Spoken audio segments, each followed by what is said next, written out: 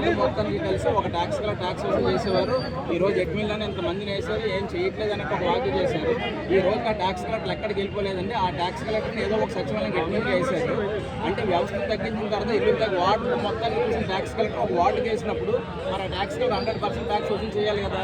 అలా చేయలేక tax collector పని భారం తప్పుకోలేక ఎందుకు హార్ట్ అటాక్లో చనిపోతున్నారు అంటే ఈ వ్యవస్థలోని అన్ని పనులు కూడా అడ్మిన్ సెక్రటరీలకి ప్రభుత్వం నుంచి ఏ పని వచ్చినా డైరెక్ట్గా సచివాలయాలకు అప్పచెప్పడం, సర్వే చేయించడం. ఇది కొద్దిగా ఇంత వర్క్ మేము పనిచేస్తున్నప్పుడు కూడాను ఒక వ్యవస్థలో ఉండి ఒక కౌన్సిల్లోని సచివాలయ ఉద్యోగులు ఏం పని చేయట్లేదు, ఏమీ లేదు. ఒకప్పుడు నవరత్నాలు ఉన్నాయి కాబట్టి సచివాలయాలు వచ్చాయి, ఇప్పుడు నవరత్నాలు లేవు కాబట్టి సచివాలయాలు అవసరం లేదన్నట్టుగా నేను ఆయన వ్యాఖ్యలు చేశారు. అది చాలా తప్పు అండి. ఒకప్పుడు జిల్లా కలెక్టర్ ఆఫీస్కి వెళ్ళి పని చేసుకునేవారు, తర్వాత మండల ఆఫీస్కి వెళ్ళారు, తర్వాత సచివాలయ వ్యవస్థకు వచ్చి ప్రతి పేద ప్రజలకు కూడా ఇంటికి వెళ్ళి ప్రభుత్వం అందించే ప్రతి సేవ కూడా అందించడం కోసం సచివాలయాలు ఉన్నాయి తప్ప ఏదో కేవలం పథకాలు అందించడానికి సచివాలయాలు కాదని విషయాన్ని ఆయన గుర్తుపెట్టుకోవాలి. కాకినాడ గారు ఎవరైతే ఉన్నారో వాళ్ళు కూడా ఒకసారి ఫీల్డ్లోకి వెళ్ళి కొన్ని సర్వేలు వచ్చాయి. ఆ సర్వేలోని ఏ సర్వేకైనా సరే ఎప్పుడైనా సరే వాళ్ళు వెళ్ళి ఫీల్డ్లో సచివాలయం సెక్రటరీలతో కానీ లేకపోతే ఆ వార్డులో నాయకులతో కానీ మాట్లాడిన దాఖలు అయితే నాకు తెలిసి ఉంటే ఆ మాటలైనా అక్కడ మాట్లాడేవారు కాదు.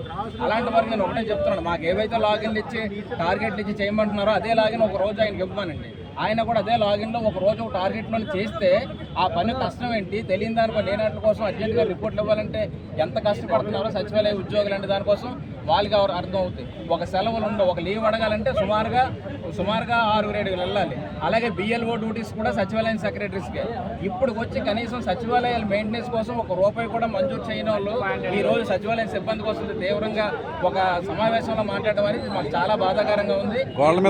వాలంటీర్లు తీసేసి వాలంటీర్లు చేయాలని పనులు సచివాలయం ఎంప్లాయీస్ కేసినాడు కూడా ఇంతమంది ఎవరు కూడా మేము రాలేదండి. ఎందుకంటే మేము ప్రజల కోసం పనిచేయాలి కాబట్టి అని చెప్పి సచివాలయంలో ఉండి పనిచేసాం. ఈ రోజు వాలంటీర్లు తీయకపోగా ఆ పనులు కూడా మేము చేస్తుంటే దాని మీద కూడా ఇంకా సెక్రటరీలు ఖాళీగా ఉన్నారు, పని చేయట్లేదు అని చెప్పేసి ఆయన మాటలు మాత్రం మా సచివాలయం మా మనోభావాలు మాత్రం దెబ్బతీసినట్టు ఉన్నాయి. వ్యవస్థలో తెలిసి ఉండి మీరే అంత మాట్లాడితే సాధారణ ప్రజలు ఇంకేమనుకుంటారు. దీన్ని మాత్రం మేము అంటే చాలా బాధపడుతున్నామండి. దీన్ని బహిరంగంగా ఆయన క్షమాపణగా చెప్పాలి. లేదనుకుంటే మాత్రం మా సచివాలయ సిబ్బంది అంతా మాత్రం దీన్ని చాలా బాధాకరంగా ఉన్నాం.